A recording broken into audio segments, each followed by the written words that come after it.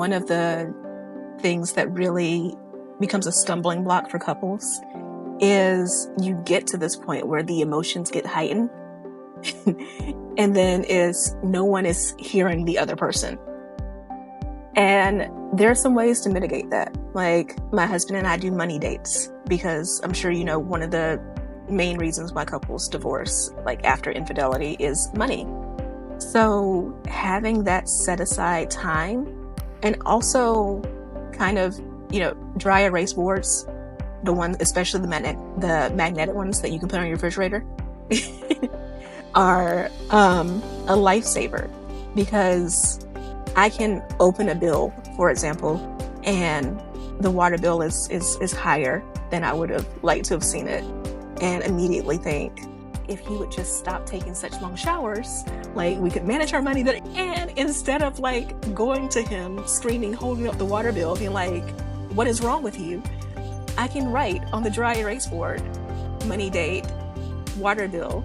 And when we have that date on Wednesday night, be like, hey, let's talk about this. Like, how can we, conserve water for the sake of the planet and for our wallets? Hello and welcome to the Stroke It podcast. I'm Jenny Townsend, your host. Thank you for joining me. I'm so excited for you to be inspired to live your life fully, to take ownership of your time, your schedule, and your life, but most importantly, learn and grow and develop personally and professionally. Myself and others are going to share life lessons that we've learned through leadership, through heartache, through pain, through struggles, and we'll be sharing some success stories with you as well.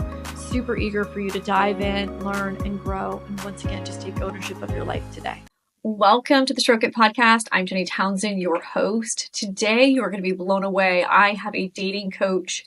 Keshia is going to give us some great tips about loving ourselves, our spouses, and she's going to give us some great insight to the bedroom. Keshia, thank you so much for joining us. I'm so excited to have you here with us today. I really wanted to come on the show and talk to you because I love this idea. I always hammer in with my clients, so I'm a dating coach for women who, faith and spirituality is really important to them. They also are typically very ambitious, corporate entrepreneurs. And it always amazes me because they're so great at, because of their spirituality, like helping others, contributing to their community. They've accomplished all these things, but the loving themselves part tends to be the issue.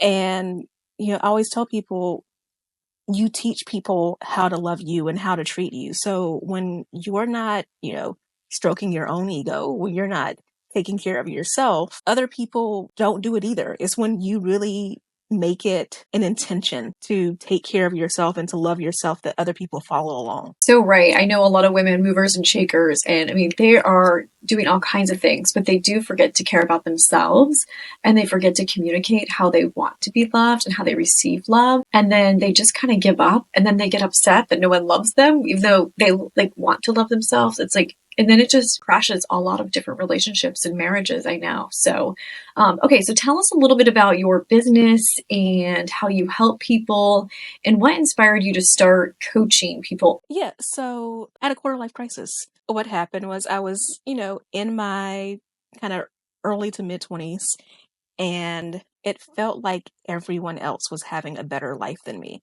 I was in a situationship with this guy, and it was dead end, while my friends were like posting on Facebook and Instagram that they were getting engaged and getting married.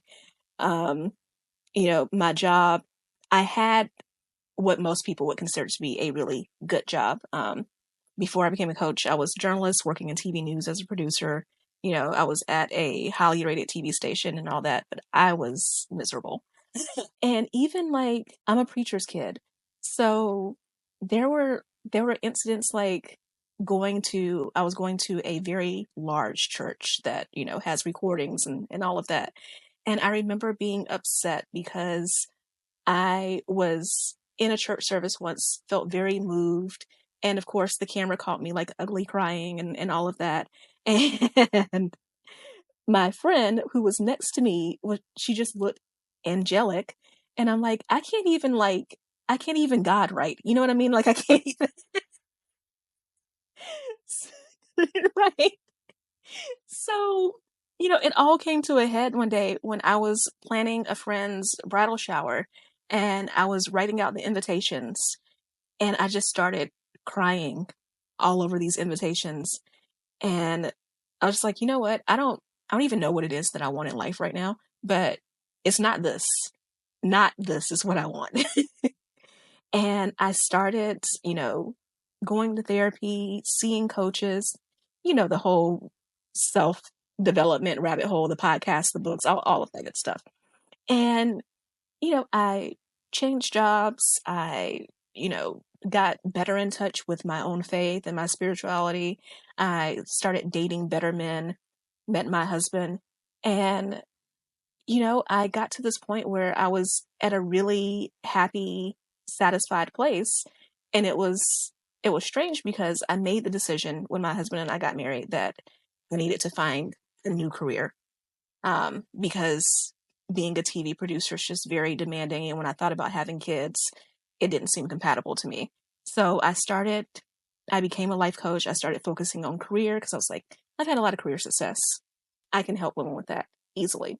And these women started telling me about all their dating and relationship problems.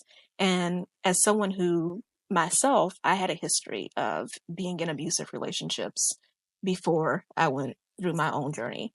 So I started helping women with their dating life and their romantic life. And that's how I became a dating coach. It just kind of spiraled into helping these women. And it was amazing for me because it wasn't something I originally saw myself doing. But when I look at my own history, I became the woman that I so desperately needed back then. Right. And you know what's so interesting too is the fact that like you're now a dating coach and you're getting people together to hopefully get married, and this whole quarter life crisis breakdown happened over someone else's like wedding and invitation. And so it's like it seems like it's came full circle for you, and obviously have served you well. So congratulations on taking charge of your life and making a commitment to yourself and not settling. Because I think a lot of times we just settle and we just don't think that we are worthy of having everything that we want or having the life that we think that everybody else is having that's much better, which sometimes is not really that much better. It's just perception.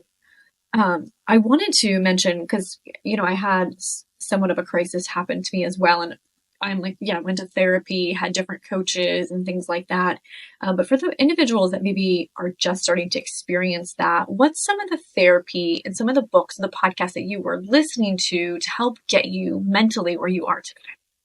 So, one of my favorite books, especially again, I had a history of abusive relationships, is called The Body Keeps Score. And the author is escaping me right now, but it is a very famous book. If you Google it, it will definitely come up. And, the book talks about how all these things that happen to us, that shake us mentally and emotionally end up like manifesting themselves in our bodies. And oftentimes I tell women when you're dating, it's as simple as, you know, not to be crass or vulgar, but there's a difference when you're dating someone between butterflies in your stomach and like bubble guts, and a lot of times when you have like that stomach irritation and things like that at the thought of seeing someone, oftentimes like that's your brain being like red flag, red flag. Um, Understanding that.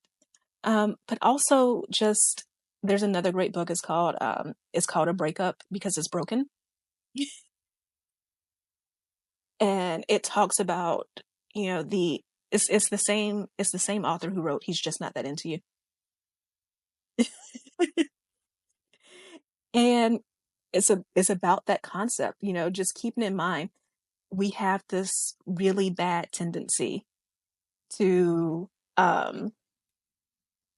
get out of a relationship, and then when we're in it it's so terrible, and then once we get out we romanticize and we conveniently forget all of the bad things in the relationship, trying to hold on to like all the good stuff. And I get it. Oftentimes it's a matter of better the devil you know than the devil you don't know. Like if you've been in a relationship for a while, going back out and being single is this whole unknown territory. So yeah, you romanticize the relationship that you were in that was, you know, quote unquote safer that you at least knew what to expect. Even if it's trash, you at least know to expect the trash, right? Are you looking to enhance your relationship with yourself?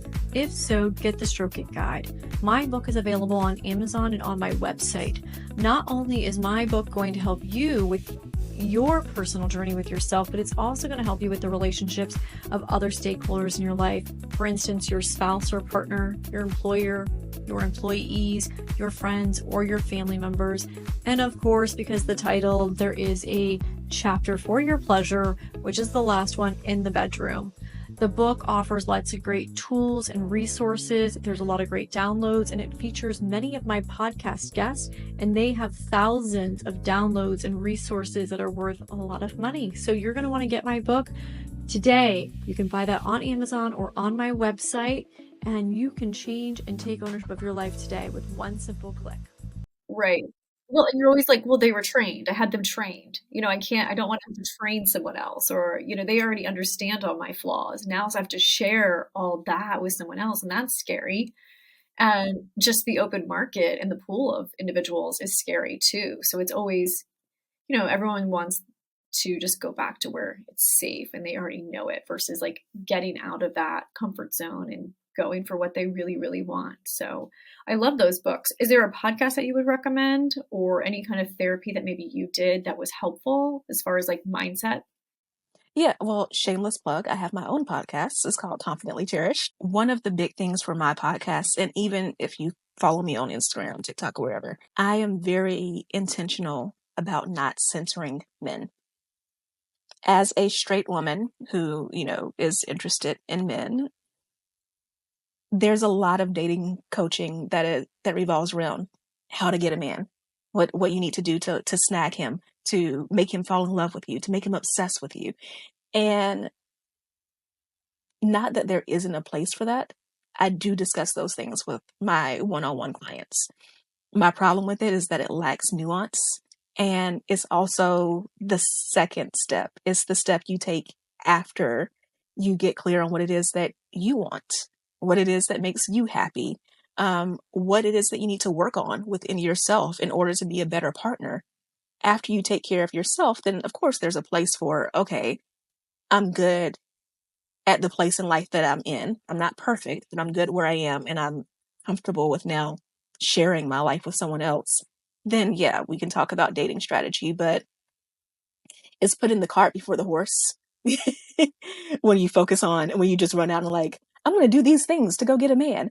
So my podcast is very much about like working on yourself, loving yourself, and then out of that, allow your relationships to flow. I love it. Well, that's a great segue into the first stakeholder that you selected, which is stroking yourself. So let's get right into that, and let's talk about how important that self-love is, and give our listeners some great examples or some tools or some tips on how to do that. Because I know sometimes people think, oh, I love myself, or they don't know how to schedule time for themselves, or they make every excuse in the book, and they don't understand that it really begins within. So let's get right into that and talk about that.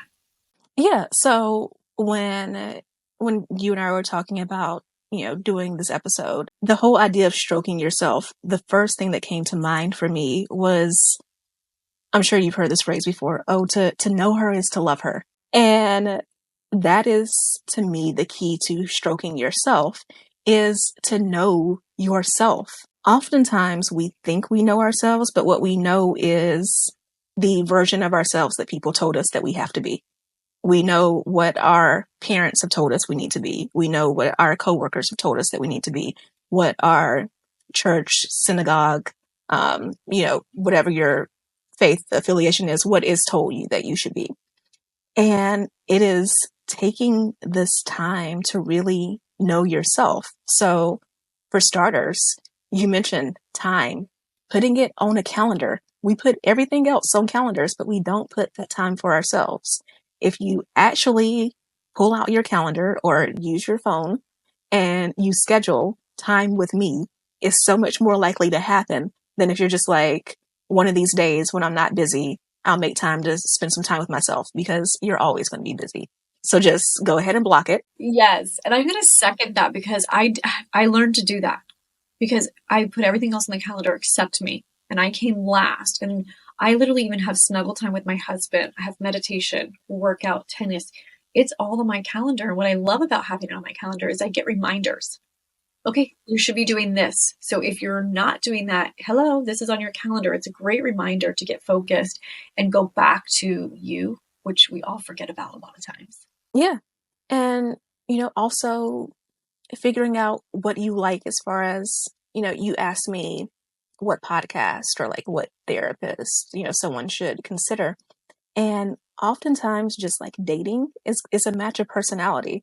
So I always tell people go on social media, go on Instagram, go on TikTok and hashtag dating coach, search and then watch a few videos and be like, okay, this person resonates with me.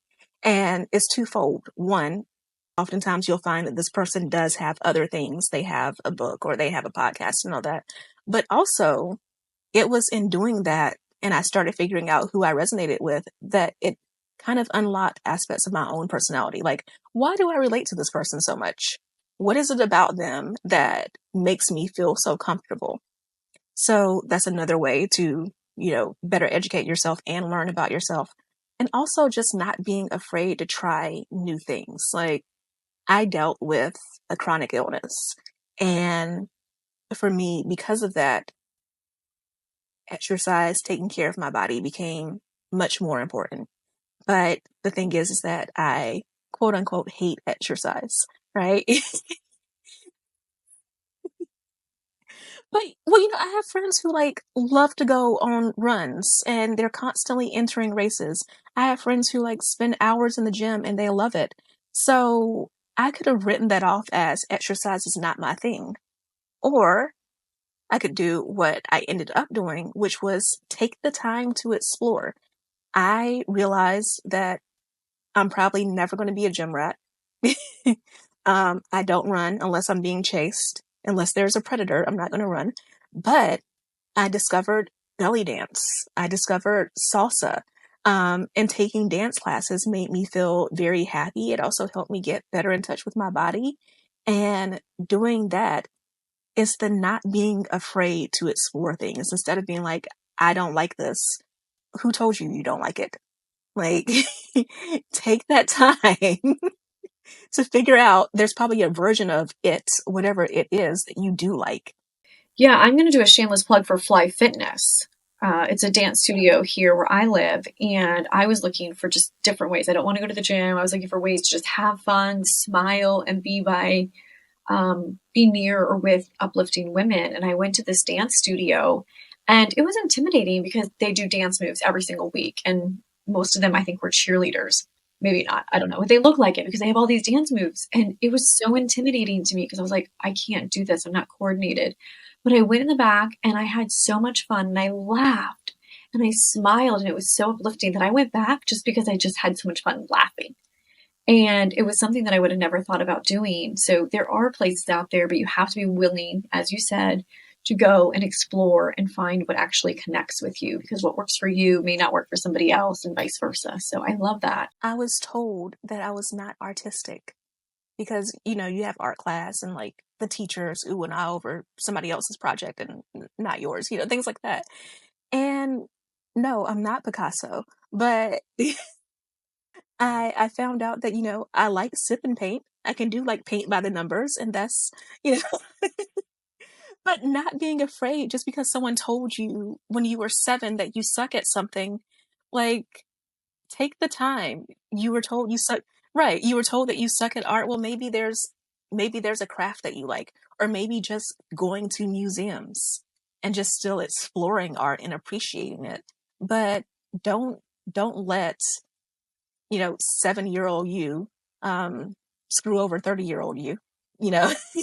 Yeah, that's a really great point because I know that so many people are stuck and they make those excuses where I was just had someone else on my podcast when we were talking about the inner child and how much damage certain teachers or coaches or parents did and that has stuck with people to where they are afraid or they don't want to explore or they just are quick to just say no instead of trying it again and getting themselves out there and getting out of that comfort zone. So I love that. Well, those are really great points for at least, for those individuals maybe needing to learn how to stroke themselves.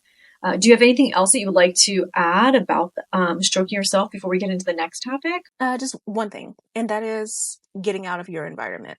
So when my husband and I got engaged, I said yes, I said love you, and then I took off on several solo trips. I went to New Orleans, I went to Savannah, Charleston, I went to Lisbon, Portugal, I went to Montreal, Havana, like all these different places.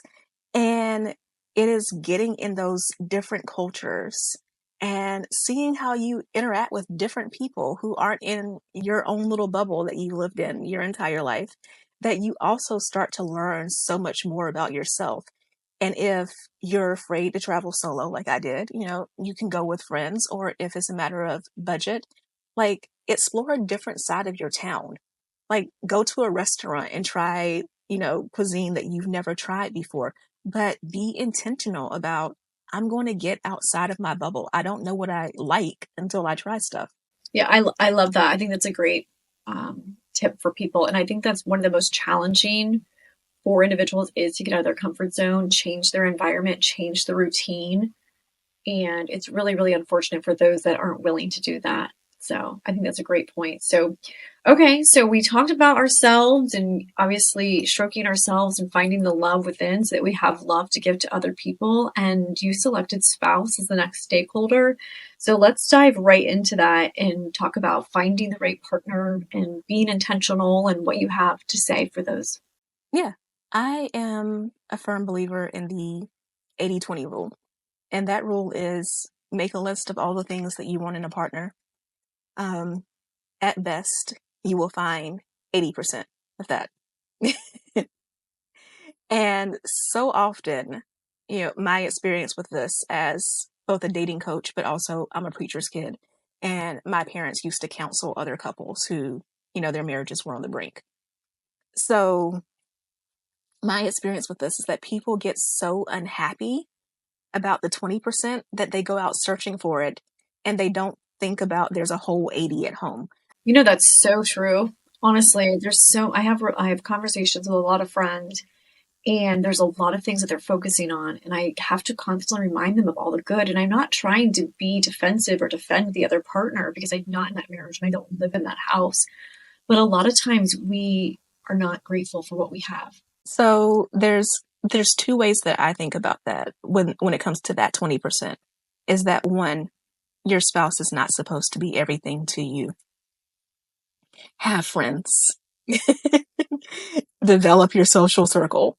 So, if, you know, my husband loves anime and I try, I really do try, but I can't delve deep into it like he does. So he has friends that he talks to about anime. I have even my love of travel. My husband does not do planes. So, I have friends that I talk about like travel and exploring with, but that doesn't mean I appreciate him less. But like those gaps, that's why you have a social circle. That's why you have friends.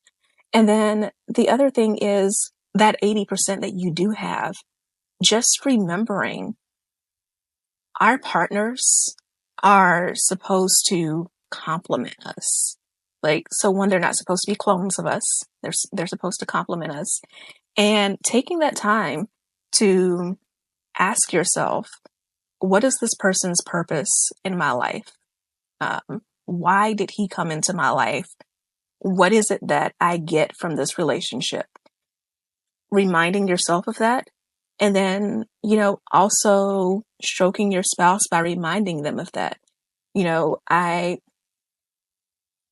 My husband and I can vividly remember one time we were out and there was a homeless person, and I was just always kind of raised, you don't give money to homeless people. There are charities, that's how you handle that.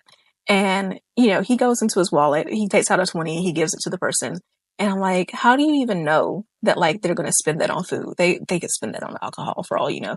And he was like, so if that makes their day a little bit better, then I've made somebody happy. That's what matters. And like his compassion and the way that he sees things, the way that he loves animals so much, for example, like as someone who is just kind of like, I tend to have a hard shell. That's one of the things that like I definitely recognize that's why he's in my life to help break some of that. And I remind him of that all the time.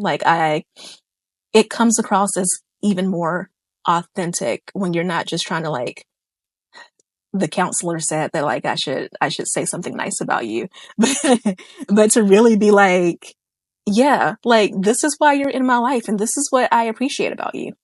I think acknowledging is super, super important. And I think a lot of times when you talk about that 80-20, like we really have to show appreciation and remember to acknowledge the value that that person has. And it may sound really stupid, but my husband, he does the dishwasher, he does the sheets, and he does the kitchen, and he does a lot of things. And I always am always saying, I'm so thankful that you do that. Because a lot of times we just take things for granted that our spouse does. And those are some of the things that we just don't value in the future when we're thinking about the things that we don't have. Think about the things that you do value and that your spouse does contribute to your household and to your life. So I think that's a great reminder, and just reminding them that you are grateful. So thank you for sharing that. How long have you been married? So we've been married, February will mark 4 years. Awesome. That's great. Congratulations. So when we talk about the tough conversations, because I know that that was something that we had talked about too, guide us through tough conversations or give us some tools and tips when we are having those conversations with our spouse that could help us or help them as well. Yeah, I think one of the things that really becomes a stumbling block for couples is you get to this point where the emotions get heightened and then is no one is hearing the other person. And there are some ways to mitigate that. Like my husband and I do money dates because I'm sure you know one of the main reasons why couples divorce like after infidelity is money. So having that set aside time and also kind of, dry erase boards, the ones, especially the magnetic ones that you can put on your refrigerator are a lifesaver because I can open a bill, for example, and the water bill is higher than I would have liked to have seen it, and immediately think if he would just stop taking such long showers, like we could manage our money better. And instead of like going to him screaming, holding up the water bill, being like, "What is wrong with you?" I can write on the dry erase board, money date, water bill. And when we have that date on Wednesday night, be like, hey, let's talk about this. Like, how can we, conserve water for the sake of the planet and for our wallets? Yeah, you're not in a reactive state of mind at that point. You're coming in a more or compassion and with a plan and openness of talking about it. Right. But also, it's that fear of the unknown that gets people. So when we have those discussions and that has already been like on the refrigerator, it's not, what is she going to be mad about this time? Like we know this is something that's coming up. So that's one way to have those difficult conversations, and also like making that fun, because there are times where the money date is, hey, bills are paid. Yeah, you good? Yeah, you good? Yeah. And that's it. And afterwards, we have dinner, we rent a movie, and it doesn't have to always be this big thing, but having that time set aside gives that space. Yeah, I can see that being really beneficial, not only for my own marriage, but for other marriages and for individuals that run businesses together as well. I have a lot of friends and they're constantly talking about the money, the personal, but also the money of the business, which can break a marriage apart as well. So I love the fact of scheduling the money dates. Do you have any other dates that you schedule with your spouse that are really, really helpful? So that is the one that is regular, but same concept with other areas of life. So, the holiday season, Thanksgiving, Christmas, New Year's, all of that, being like, hey, let's schedule a date to talk about family. Things like, how much money are we going to spend on, these people for gifts?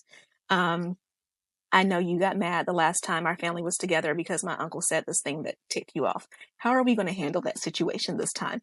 But, but yeah, so like, I do think money should be a regular one, but there are others that the same concept applies. Just saying, instead of automatically going to, I'm upset and I want to handle this now, taking that time to pause and say, hey, do you mind if tomorrow we talk about this subject? Right. I think that's a great point. Now, the last question I want to ask you, when it comes to the relationships is you had mentioned about maintaining the relationships and then, the importance of loving them when you're mad at them, or maybe you don't want to. I wanted to kind of dive into that a little bit deeper. Yeah, so my parents recently celebrated their 39th wedding anniversary. And I remember when I was a teenager, my parents got into a particularly heated argument. So, they were arguing with each other, and it's funny because they were very intentional about like not yelling or screaming or anything in front of me, but you could just, you could cut the tension with a knife type feeling, like you could tell. And I remember after that whole thing was resolved, going to my mom and saying, so what's up with that? Especially because in my case, I had friends whose parents were getting divorced. And she looked at me and she said, Keisha, I don't always like your father, but I do always love him. So we work from that point. And, I found that I have found myself saying that to my husband, like telling him sometimes, like, hey, at this moment, I really don't like you. Right. I love you. And I know we'll get back to like, but I need to take a walk. Um, I need to go read a book or take a shower or something. I just need a moment so that I can, you know, get out of my feelings. And then like let's handle that then. And it's reminding yourself that you weren't perfect. This person feels the same way about you. There are moments they don't like you. And just remembering that like oftentimes we get so into the moment that we don't think about the fact that, you marry someone and you stay with them. You could be potentially married to someone for 50, 60, 70 years. Like you have to have some perspective there. Yeah, when you're saying that, walk away, I need a minute, like I love you, that's really hard because my husband will do that. He'll be like, I need a minute, like just give me some time. And I find like, no, no, no, I want to talk about this now. Let's resolve it because I do love him and I do want to move on. Do you have a tip or a tool for helping the ones that want to just resolve it now versus and the other spouse is like wanting to just walk away and get a breather? Like, what is your advice for that? Yeah, so actually my husband is the I want to resolve it now. He does not like me walking out. And it was a matter of just, back to the our first stroking yourself and knowing yourself. Like I had to explain to my husband, like, this is how I am. And telling him like he had seen me before we got married, he had seen me angry before. I was just like, I know that if I get heated, I'm not going to be a nice person. Yeah, like I know I can be sarcastic, I can be blunt, I can be, hurtful if I want to be.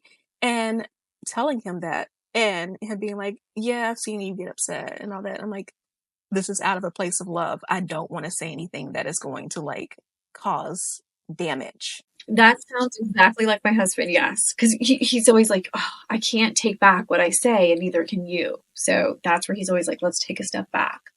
So I think that's really helpful. Thank you for sharing that. So obviously, if we stroke ourselves and we stroke our spouses, it makes the bedroom lots of fun, which is super important.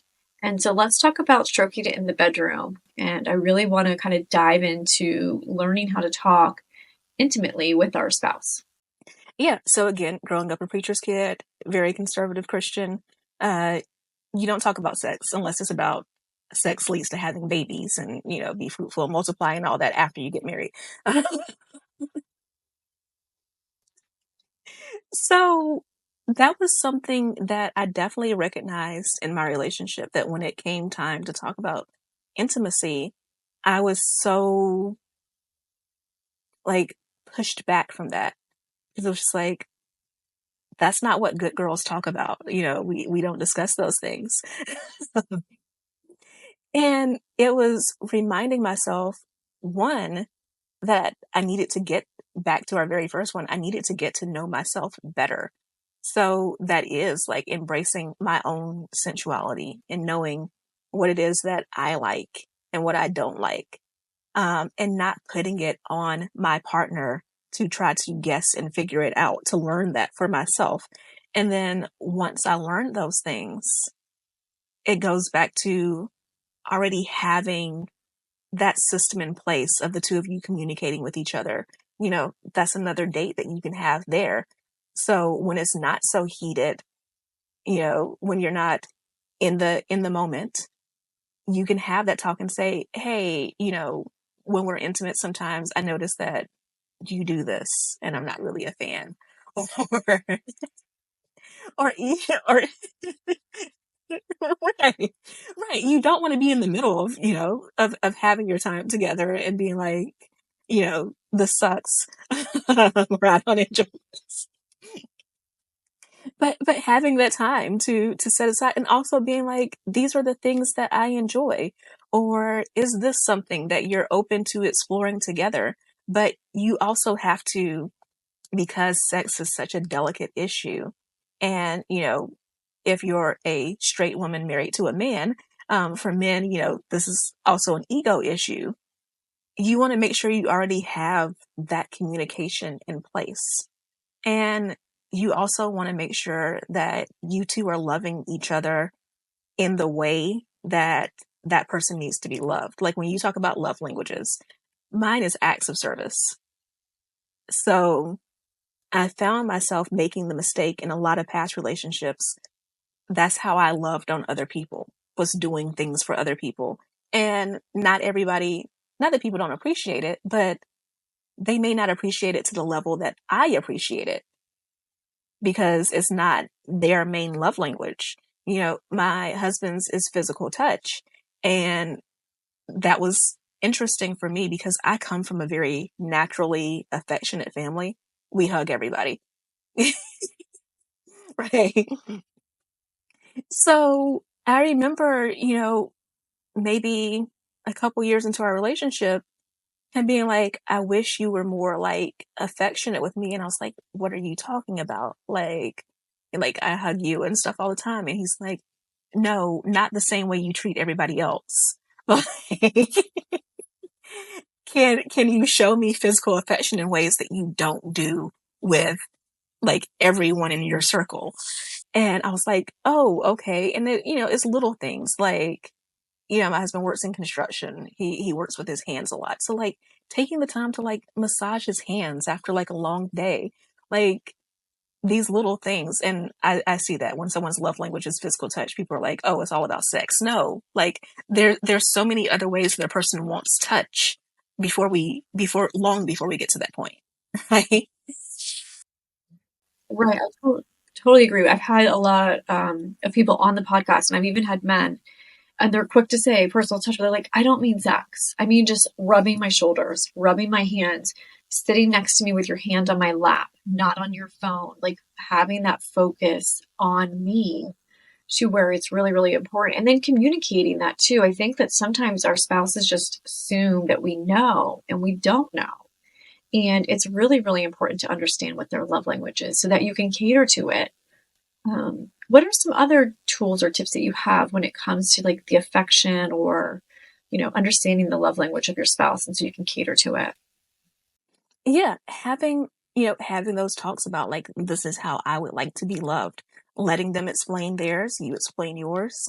And then also back to knowing yourself, um, and helping your spouse get to know themselves as well.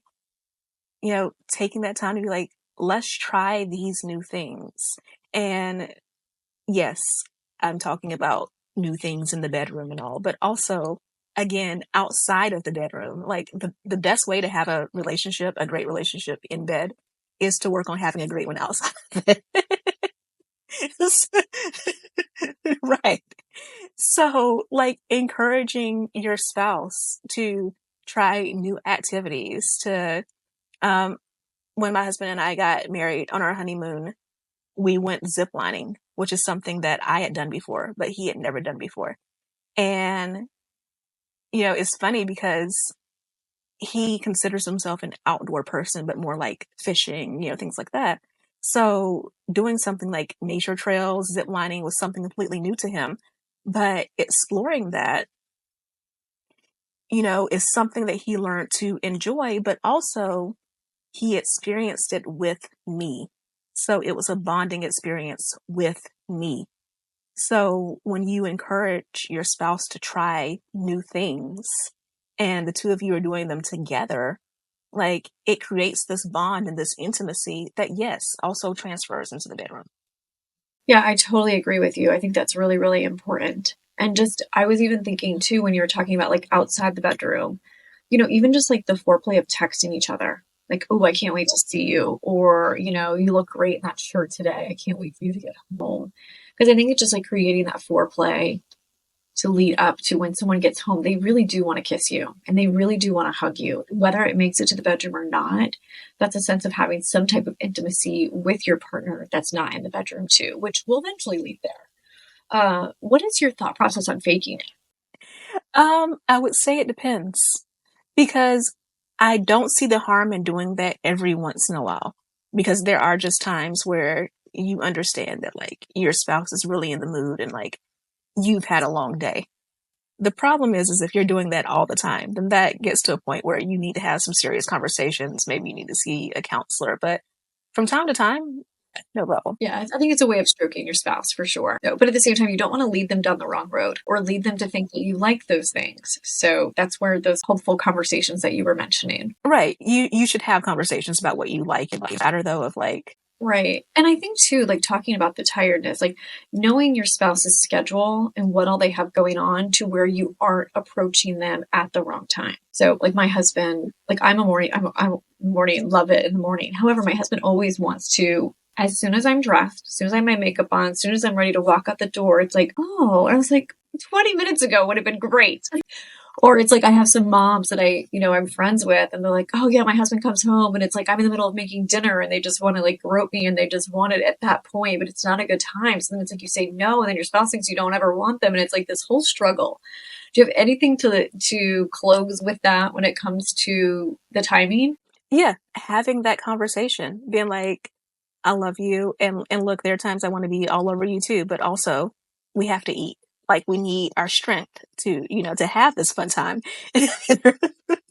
But having that conversation again outside of the bedroom, because you don't want to turn, especially if you're married to a man, you don't want to turn him into a shameful little boy, like leaving with his tail between his legs. Like you want to make sure you have those conversations that are like, no, I totally love that you want to be all over me. It makes me feel good. It's flattering. It makes me feel hot. These are bad times, but Yeah, no doubt. Yeah, when we were going to counseling, my husband and I, we did some counseling for a little while.